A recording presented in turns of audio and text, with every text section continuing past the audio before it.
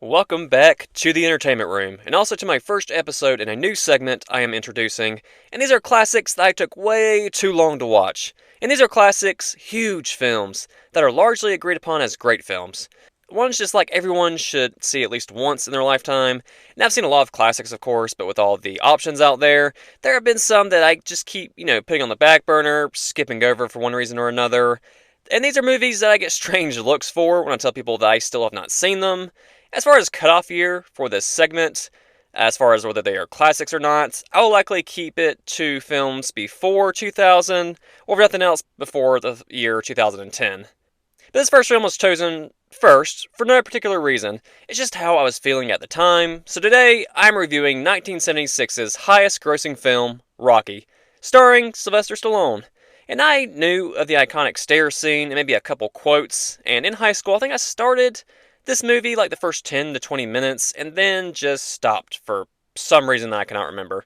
But anyway, as I'm sure 99% of you know, the film follows Rocky Balboa, a small time boxer who is selected for an opportunity to be in a big time fight against the legendary Apollo Creed. And Rocky is so incredibly inspirational, of course, but in so many other ways than I was expecting. It's a boxing, sports film, yes, but it's so much more than that, especially behind the scenes. There's just so much authenticity and passion and effort in this project that I can just see why it did as well as it did, and it's still a massive influence all these years later. So, let's jump right in.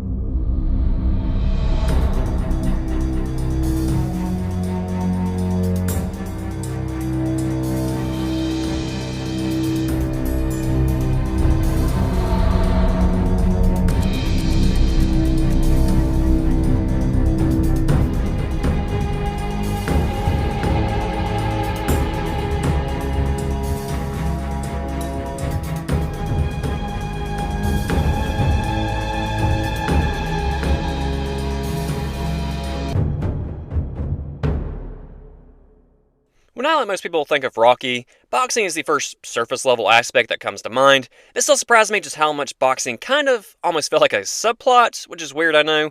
I definitely don't mean that in a bad way. By the way, this segment, I will likely dive into spoilers at any point unless I say otherwise, so be aware of that. But again, these are films everybody should see at least once, so don't waste any more time. But with Rocky, he's a not so wealthy small time fighter who also has a not so legal side job, who is essentially just trying to stay afloat.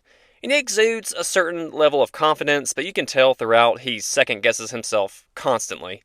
He grasps firmly onto any win he can get, in and out of the ring. When it comes to lead characters, this may sound strange with how I describe it, but I just love when they genuinely feel like real people, instead of these bloated fake personalities where you can just feel that somebody is acting. And I think a lot of films have struggled with this, crafting relatable, authentic personalities and characters, and if we can see through that easily, it can really take away from these characters and the story. And Rocky as a whole does a fantastic job with its characters, just feeling like real people, just trying to figure out life like the rest of us are. I know I'm just kind of describing what acting should be, but it just doesn't always translate in the way they mean for it to. In this case, I'm sure it also helps that most of the actors were not particularly big at the time, and really faced a lot of obstacles to get this film made. And Rocky truly ran into a plethora of problems that had to be overcome. This was very much a passion project for Stallone in particular, as he rarely budged on big ideas that he felt strongly about, and he insisted on certain scenes despite him not being well known at the time, and he insisted on taking the lead role as well, and even a writing role, even though it cost them half of their original budget of $2 million. And producers Ern Winkler and Robert Chartoff had to mortgage their homes apparently for an extra $100,000 that they needed. And allegedly, there was some miscommunication about an aspect of the film that was misunderstood when presented that led to the film being greenlit, even though it may not have been greenlit otherwise. But I don't know much detail about that. But this film does feel small in budget, even for the time, and while that can hinder a film's success in some ways, that is not the case here. It's not an excuse or a crutch they leaned on. Some of the scenes they altered to fit their budget were actually some fan favorite moments. And the way the film looks and feels, it does feel like we're watching raw footage of a true story unfolding. And one of those scenes that I'm referencing is also one of my personal favorites as well, and that is the ice rink date scene between Adrian and Rocky on their first date. It was initially meant to have extras in an actual open ice skating rink, people skating around them, but they just simply could not afford it.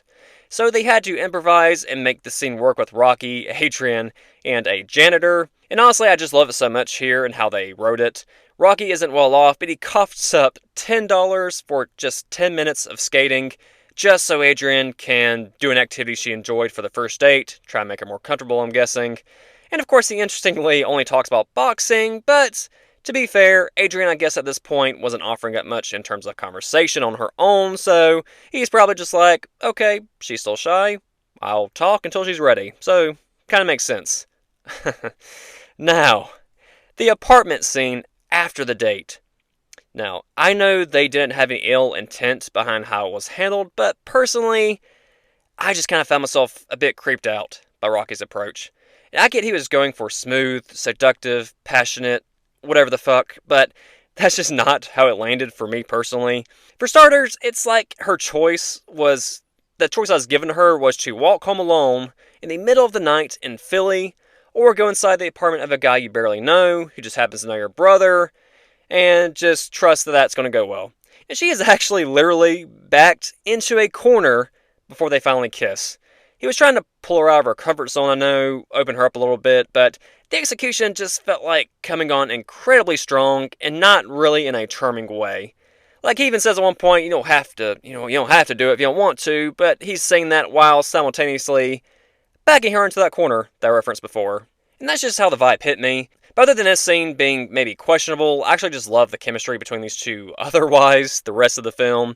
Again, she's shy while he's a little more conversational, but he lets her be herself. Aside from this, grow more comfortable naturally, and he kind of just takes her into consideration even if he snaps a bit or is struggling with an issue mentally or otherwise. And he's just able to be more vulnerable around her also about his insecurities. It just feels like this mutually comforting relationship. But moving on for that, you also have the iconic guerrilla-style shooting of Rocky's jogging, the run through the food market as people watching on genuinely had no clue what was going on or what the movie was about that was being shot. Yet these reactions really fit into the story really well. While they're actually confused people, it could be people staring on because they know he has the big fight coming up. And the man even throws Rocky a free orange despite not knowing the situation. And then you get that stair running scene at the Philadelphia Art Museum, which is, of course, is incredible, with Garrett Brown's Steadicam invention being successfully put to the test, shooting the moment. And Stallone himself is ultimately just kind of perfect for this role, especially with this being his vision. He shares a lot of similarities in overcoming adversity, as Rocky did. He crafted even his own monologue and breakdown in that apartment scene where he yells after Mick, his training coach, as he leaves his apartment, and he's just yelling about his frustrations and how his life has turned out and how he lacked support from other people until he got this giant offer. And then the character himself is just realistically flawed, but at the same time genuine and considerate of others most of the time.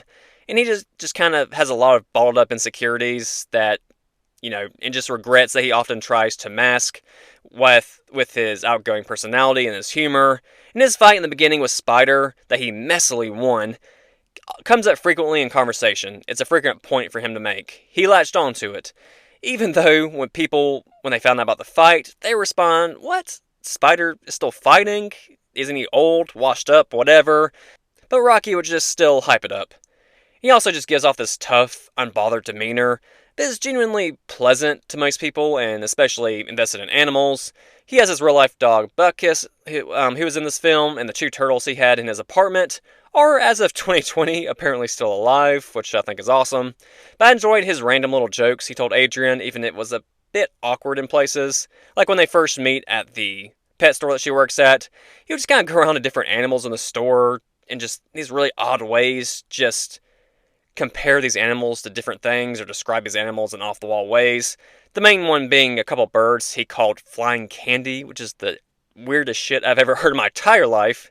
And honestly, an idea I came up with, it likely would not be as good as Snoop Dogg narrating Animal Planet. It would not, nothing can top that, but I would still listen to Stallone in character as Rocky, just narrating animal clips like he does here. That shit was kind of funny to me for some reason.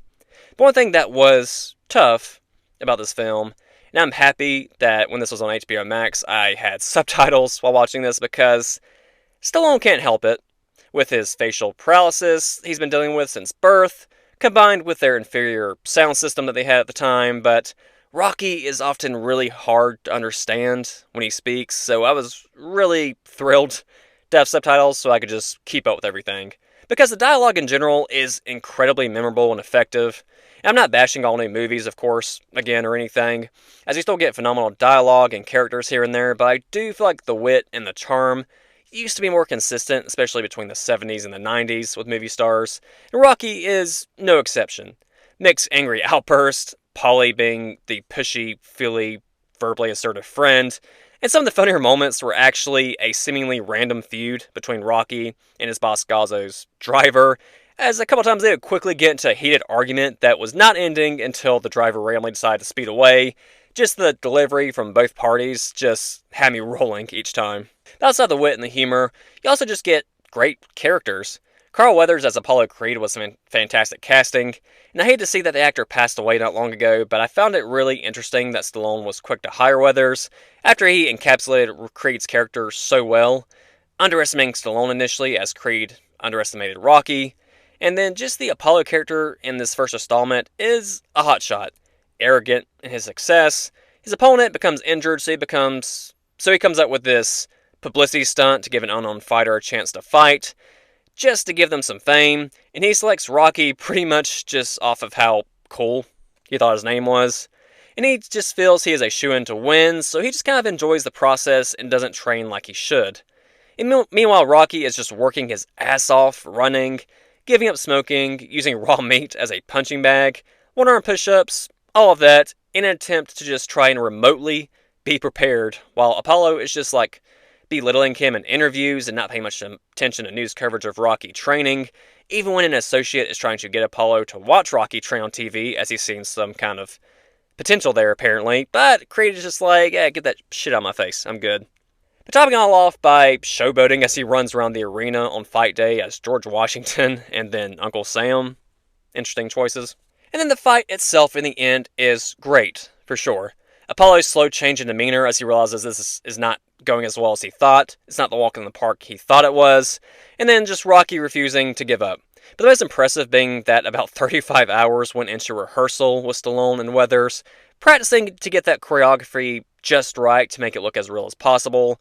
And then in the end, Rocky does lose by split decision, but he could not care less as he just calls out for Adrian during the announcing of the results, and they profess their love for each other, just completely oblivious to what is going on around them. And it is just seriously, honestly, just a perfect ending to me.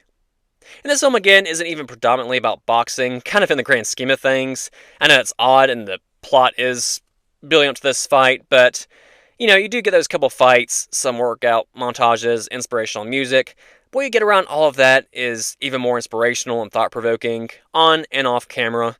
And I think just a lot of sports films lack the substance of the non-sports related scenes, giving you these generic, cheesy characters and these moments that they want you to care about, but they're just kind of forcing it. But Rocky does a beautiful job with these vital aspects. And director John Avildsen almost passed on this film because he had no interest in sports films, which I get, but after reading the script, he realized it was a great character film and love story in his words, and I think that perfectly just sums up this movie. And I knew Rocky was liked and respected for a reason, but this film still blew my expectations out of the water with what I got out of it. It's beautifully made against all odds, a theme that was ironically relevant, and I just can't believe I didn't watch this sooner. So I'm going to give Rocky a 9 out of 10. So that's my first review of this segment I am trying to introduce. Rocky is a pleasant reminder for why classic films are so important. For entertainment value, yes, but also for the themes and lessons that you can learn and the standout personalities of these characters and these actors, and the different sacrifices made to get some of these projects made. So I hope this episode was enjoyable and that this segment will work. And don't think I will always praise or highly rate all films in this category because it feels easy and safe. I have seen popular classics that I wouldn't necessarily say are bad, but there have been those that just weren't for me. But I also always pay my respects where respect is due to the great aspects and the impacts these films had on the industry and pop culture and the audiences, so I honestly did not expect to rate Rocky so high as I did, but just thankfully I was even more surprised than I thought I'd be. But thank you for listening. Follow me on my social media. I post a Tech Talk daily as much as I can. So until next time on The Entertainment Room.